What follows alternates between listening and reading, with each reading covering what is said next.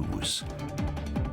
An unfortunate update to bring you on this Tuesday night. That North Las Vegas police officer that was shot while responding to an incident just about 5 hours ago, according to a source, has died at UMC. Such a tragedy here. So let's take you straight to our News 3's George Acosta. He's been there at UMC. George, we've seen the officers there gathering. They were hoping for more optimistic news, but that is not the story that we are hearing tonight. What is the reaction from your point of view?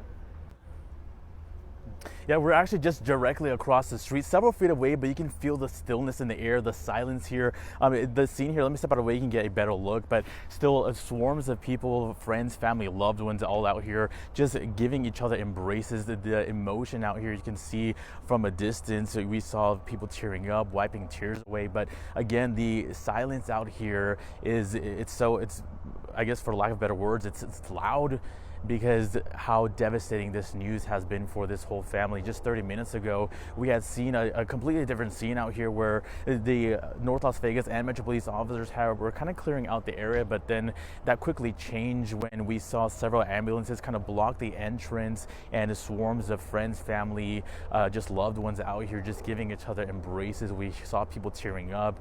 Even an older gentleman came out on a motorcycle who was just bawling his eyes out. So again, not good news here. It's devastating for the friends, family, loved ones. We're again directly across the street, and just that emotion that you can feel so far away, but again so close to the community here who was all pulling through, hoping for this officer to pull through. But we haven't got the chance to talk to anyone yet. Of course, we want to make sure that we are giving them their respects and allowing them time. But as soon as we hear a little bit more, we'll find out a little bit more and toss it back to you right now in the studio, though. Okay, George, we're still waiting for an ID of who that officer was from the North Las Vegas Police Department, and hopefully we'll get that soon. Right now, our Tiffany Lane has been live near where that shooting occurred. And Tiffany, this is all happening in a relatively quiet residential neighborhood, but it has to be an uneasy night there tonight.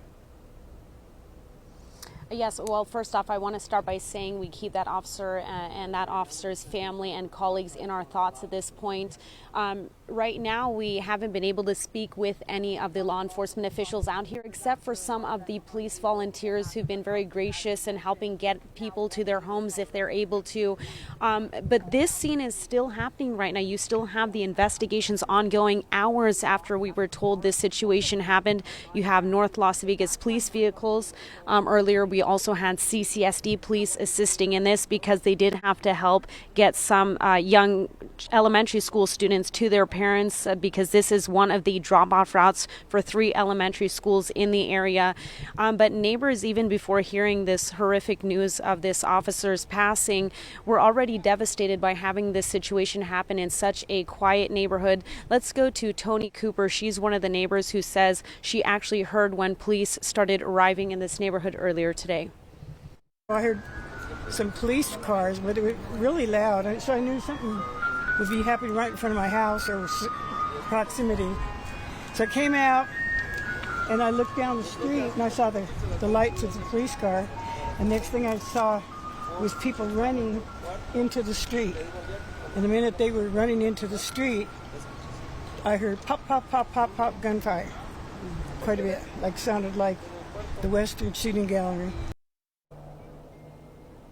Now, Cooper said that she actually spoke with the neighbor who contacted police after that neighbor claimed that she saw a man, the suspect, believed to be the suspect, who was throwing rocks at vehicles and then waved a gun, and that's when that neighbor allegedly contacted police. Again, this is information we're working to still get confirmed because as this investigation has been very busy, we haven't been able to have a press briefing just yet from police.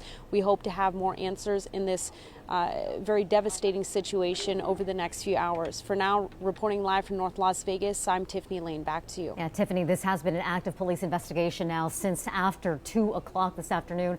Let's talk more about this neighborhood if we can for a moment. This is such a devastating situation for this to happen in what's described as a relatively quiet neighborhood just there off of Craig Ranch Regional Park. Are neighbors being allowed back into their homes tonight beyond the police tape where you're standing?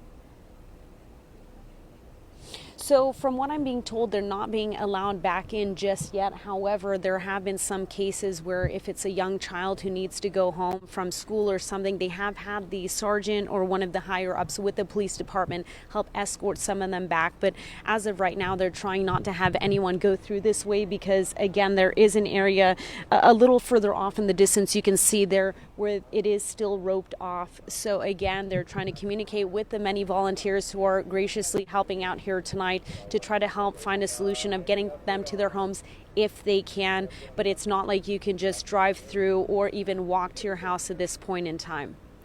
Such a sensitive situation. No doubt, and a lot of questions out there tonight too, right? Like, for instance, what started, what led to gunshots being fired? The answer is we don't know. We've heard very little from the North Las Vegas Police Department over the last 5 hours or so. Tiffany, thank you. We appreciate it. And as you can imagine, this is a